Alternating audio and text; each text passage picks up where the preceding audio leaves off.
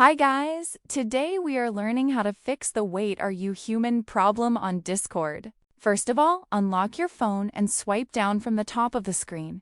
Now check your internet connection from the quick settings panel. Now check your airplane mode and Wi-Fi settings carefully.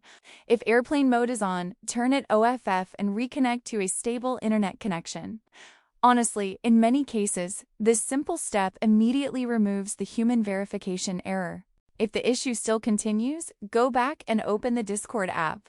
Sometimes, the problem appears due to temporary app glitches or outdated version. So reopening the app is an important step to refresh everything. Now go to App Store or Play Store and search for Discord. Open the app page and check if an update is available. If the app is outdated, it can cause login or verification problems like this. If you see the update button, tap on it and update the app.